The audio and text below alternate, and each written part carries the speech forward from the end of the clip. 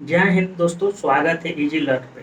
Online GS quiz का ये 9वां video है। इससे पहले 8 वीडियो बन चुके हैं। अगर आप उन वीडियो को देखना चाहते हैं तो जीएस क्विज के प्लेलिस्ट में जाकर उन वीडियो को देख सकते हैं और साथ ही चैनल को सब्सक्राइब करके वीडियो को लाइक करके आप हमें सपोर्ट कर सकते हैं। ये सारे प्रश्न जो है स्पीडी के रेलवे के सामान्य अध्ययन से लिए गए हैं। ये सारे प्रश्न कई बार एग्जाम में घुमा फिरा कर पूछे जा चुके हैं और आने वाले एग्जाम में भी इसे पूछने की संभावना है। और साथ ही इस वीडियो का मकसद है कि हम आपका अच्छे से रिवीजन करा सके और एग्जाम में जो आपका जाना हुआ क्वेश्चन गलत हो जाता है उसमें सुधार हो सके और निश्चित ही आप एग्जाम में एक अच्छा स्कोर कर सकें। तो चलिए आज का हम वीडियो शुरू करते हैं। आज हमने जितने भी प्रश्न लिए हैं सारे प्रश्न साइंस से लिए गए हैं और ये सारे प्रश्नों को हम विथ एक्स्ट्रा फैक्ट के साथ देखेंगे। तो आज का हमारा पहला प्रश्न है कि आरएच फैक्टर किससे संबंधित है। आरएच फैक्टर किससे संबंधित है? ऑप्शन है रक्त से, हड्डी से, मूत्र से और जल से। तो सबसे पहले हम जान लेते हैं कि आरएच फैक्टर होता क्या है। तो शायद आपने लेट स्टीनर का नाम सुना होगा, जिन्होंने ब्लड ग्रुप का खोज किया था। उन्होंने रिसिस नामक एक बंदर को अपने एक्सपेरिमेंट के लिए लिया और उसके खून यानी ब्लड पे एक्सपेरिमेंट करने लगे। एक्सपेरिमेंट में उन्होंने पाया कि इसमें एक विशेष प्रकार का प्रोटीन है जिसको उन्होंने आरएच फैक्टर नाम दिया। अगर आरएच फैक्टर यानी विशेष प्रकार का प्रोटीन जिसमें पाया जाता है उसको आरएच पॉजिटिव बोलते हैं और आरएच फैक्टर यानी विशेष प्रकार का जो प्रोटीन्स है वो नहीं पाया जाता है तो उसको आरएच निगेटिव हम नाम देते हैं। ऐसे ही आपने सुना होगा कि किसी मनुष्य का ब्लड ग्रुप ए पॉजिटिव है, ए निगेटिव है, तो जो पॉजिटिव और निगेटिव रहता है वो आरएच फैक्टर के ही ये पॉजिटिव और निगेटिव जो रहता है वो आरएच फैक्टर से ही आया है। अगर इसमें विशेष प्रकार का प्रोटीन यानी आरएच फैक्टर वाला अगर प्रोटीन पाया जाता है तो वो पॉजिटिव बोला जाता है। अगर उसमें वो प्रोटीन नहीं पाया जाता है तो वो निगेटिव बोला जाता है। तो इसका संबंध किससे है? आरएच फैक्टर का संबंध किससे है? तो दोस्तों ये रक्त से। अगला जो हमारा प्रश्न है कि आरएच फैक्टर की खोज कौन किया था। आरएच फैक्टर की खोज कौन किया था? तो हमारा ऑप्शन है कि न्यूटन, हार्वे, लेट स्टीनर एवं वीनर और डार्विन। तो इसका सही आंसर है लेट स्टीनर एंड वीनर। अगला जो हमारा प्रश्न है कि रक्तचाप कौन सी ग्रंथि नियंत्रित करता है। यानी रक्तचाप जो हमारे शरीर में रहता है, रक्तचाप जो यानी दाब जो रहता है उसको कौन सा ग्रंथि जो होता है वो नियंत्रित करता है या बहुत ज़्यादा फास्ट नहीं होने देता है, बहुत ज़्यादा स्लो नहीं होने देता है, उसको नियंत्रित करके रखता है। तो इसका आंसर है एड्रिनल ग्रंथि। अगला हमारा प्रश्न है कि रक्त को शुद्ध कौन करता है। रक्त जो यानी जो हमारा ब्लड है उसको शुद्ध कौन करता है। तो ऑप्शन है ब्रिक, किडनी, दूसरा है यकृत, तीसरे नंबर पर है दिल और चौथे नंबर पर है फ्लीहा। रक्त को शुद्ध कौन करता है? ऑप्शन ए नंबर पर है ब्रिक, बी नंबर पर है यकृत, सी नंबर पर है दिल और डी नंबर पर है फ्लीहा। इसका सही आंसर है ब्रिक। ब्रिक जो होता है वो हमारे रक्त को शुद्ध करता है। अगला जो हमारा प्रश्न है वो रक्त के शुद्धिकरण की प्रक्रिया क्या कहलाती है। रक्त के शुद्धिकरण की प्रक्रिया क्या कहलाती है? यानी रक्त जो शुद्ध करता है हमारा किडनी यानी शुद्ध करने की जो उसकी प्रक्रिया है उसको हम लोग क्या बोलते हैं? तो इसका आंसर है डायलिसिस। अगला जो हमारा प्रश्न है वो मूत्र का निर्माण कहाँ होता है। मूत्र का निर्माण कहाँ होता है? ऑप्शन है यकृत में, दूसरा ऑप्शन है अग्नाशय, तीसरा है ब्रिक और चौथा है स्प्लीन।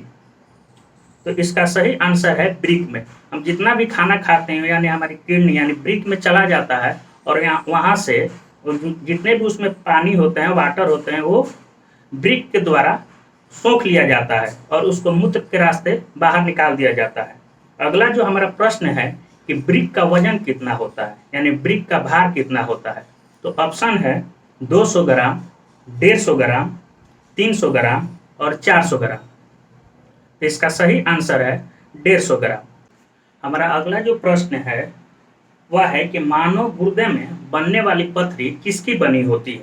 ऑप्शन है calcium oxalate, sodium oxalate, calcium sulphate और इनमें से कोई नहीं। इसका सही आंसर है कैल्शियम ऑक्जेलेट। अगला जो हमारा प्रश्न है कि रक्त का पीएच मान कितना होता है।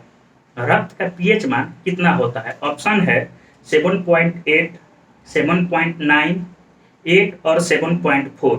इसका सही आंसर है 7.4। ये एक क्षारीय होता है। अगला हमारा प्रश्न है कि रक्तदाब मापने वाला यंत्र क्या होता है। रक्तदाब यानी रक्त का जो प्रेशर मापता है हमारे शरीर में, उस यंत्र को क्या बोलते हैं। तो ऑप्शन है स्फिग्नोमैनोमीटर, लैक्टोमीटर, ओडोमीटर और स्पीडोमीटर। इसका आंसर है स्फिग्नोमैनोमीटर। अगला जो हमारा प्रश्न है कि हृदय से शरीर की ओर रक्त ले जाने वाली रक्त वाहिनी को क्या कहते हैं। माने हमारे हृदय से शरीर की तरफ जो रक्त जा रहा है उसको हम क्या बोलते हैं। तो ऑप्शन है सीरा, धामनी, ए और बी दोनों और इनमें से कोई नहीं। तो इसका आंसर है धामनी। धामनी और साथ ही धामनी में क्या होता है, शुद्ध खून होता है। अगला जो हमारा प्रश्न है यानी शरीर से हृदय की ओर रक्त ले जाने वाले रक्त वाहिनी को क्या कहते हैं। यानी पहले तो हृदय से शरीर की तरफ रक्त गया, अब जो रक्त है वो शरीर से अब हृदय की तरफ आ रहा है, तो इसको हम लोग क्या बोलते हैं। तो ऑप्शन है सीरा, धामनी, ए और बी दोनों और इनमें से कोई नहीं। तो इसका सही आंसर है सीरा, यानी सीरा में क्या होता है, अशुद्ध खून होता है। अगला जो हमारा प्रश्न है हृदय की धड़कन को कौन नियंत्रित करता है। हृदय का जो हमारा धड़कन है वो कभी ज़्यादा नहीं हो जाए, कभी कम नहीं हो जाए, इसको नियंत्रित कौन करता है। तो ऑप्शन है ए है पेसमेकर, बी है यकृत, सी है ब्रिक और डी है आंख। तो इसका सही आंसर है पेसमेकर। पेसमेकर जो होता है वो हमारे हृदय के धड़कन को क्या करता है, नियंत्रित होता है, कम भी नहीं होने देता है और ज़्यादा भी नहीं होने देता है। अगला जो हमारा प्रश्न है कि जार्विक 7 क्या है। जार्विक 7 क्या है। एक मोबाइल का नाम है, एक कंप्यूटर का नाम है, विषाणु है और एक कृत्रिम हृदय है। इसका सही आंसर है यह एक कृत्रिम हृदय है। जार्विक 7 को मनुष्यों ने बनाया है। ये हृदय के जगह पर इसको, अगर हृदय सही से काम नहीं कर रहा है तो उसके जगह पर इसको खून पंप करने के लिए लगाया जाता है। अगला जो हमारा प्रश्न है कि शरीर में ऑक्सीजन का परिवहन कौन करता है। शरीर में जो हमारे शरीर में ऑक्सीजन रहता है उसका परिवहन कौन करता है, यानी हमारे शरीर में ऑक्सीजन को कौन लेके जाता है। तो ऑप्शन है रक्त, दूसरा है ग्रंथि, तीसरा है हार्मोन और चौथा है इनमें से कोई नहीं।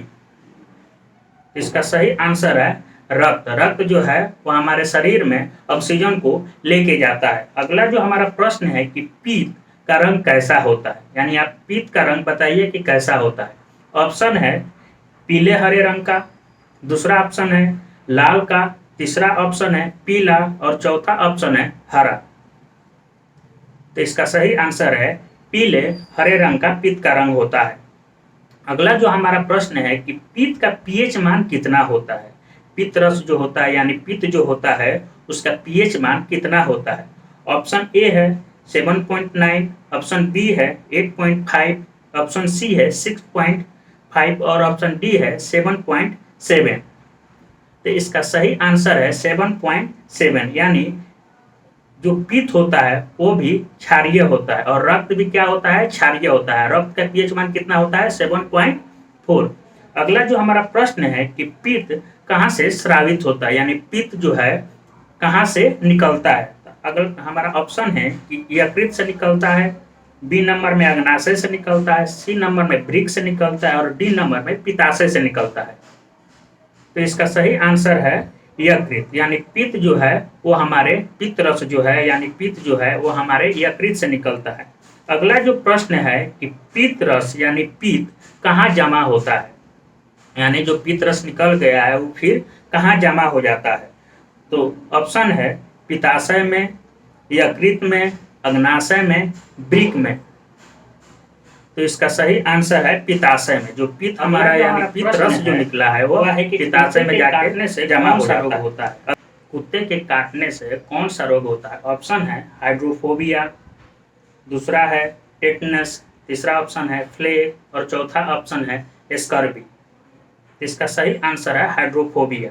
तो हाइड्रोफोबिया के बारे में जान लेते हैं कि हाइड्रोफोबिया मतलब होता है कि पानी से डर, यानी कुत्ता में एक वायरस होता है जो उसको पानी से डराता है। आप बचपन में देखे होंगे या सुने होंगे कि अगर घर के बाहर कोई कुत्ता बैठा हुआ है तो उसके ऊपर पानी फेंक दिया जाता है और वो डर को भाग जाता है। यानी हाइड्रोफोबिया जो वायरस होता है वो कुत्ते के अंदर होता है। अगर वह किसी को काट लेता है तो जो हाइड्रोफोबिया नामक वायरस होता है वो मनुष्य में ट्रांसफर हो जाता है और जिसको काटता है उसको भी हाइड्रोफोबिया नामक बीमारी हो जाती है, यानी उसको भी पानी से डर लगने लगता है।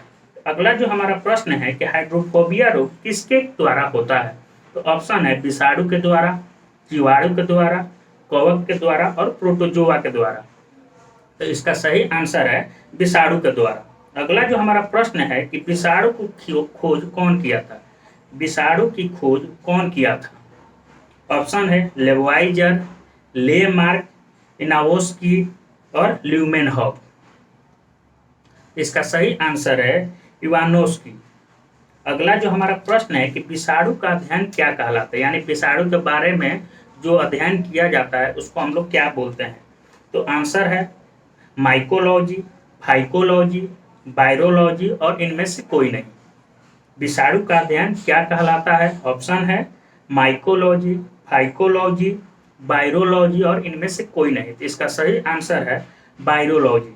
अगला जो हमारा प्रश्न है कि रानीखेत बीमारी किससे फैलती है, रानीखेत बीमारी किससे फैलती है। ऑप्शन है जीवाणु से, विषाणु से, कवक से और प्रोटोजोआ से। तो इसका सही आंसर है विषाणु से। रानीखेत जो बीमारी होती है वो मुर्गियों में होती है और रानीखेत की जब बीमारी होती है मुर्गियों में तो वो खाना कम कर देती है और धीरे धीरे कमजोर होने लगती है और कमजोरी के कारण उसकी मृत्यु हो जाती है। अगला जो हमारा प्रश्न है वो जंतुओं में होने वाले फुट एवं माउथ रोग किसके कारण होते हैं। जंतुओं में जो फुट एवं माउथ रोग होते हैं वो किसके कारण होते हैं। फुट एवं माउथ रोग में क्या होता है कि मनुष्य के जो जबड़े होते हैं उसमें छाले पड़ने लगते हैं और साथ ही उनके पैर में जो नाखून दो होते हैं उनके बीच में भी छाले पड़ने लगते हैं। तो वही पूछा जा रहा है कि फुट एवं माउथ रोग किससे होता है, जीवाणु से, कवक से, प्रोटोजोआ से और वायरस से। इसका सही आंसर है कि वायरस से होता है।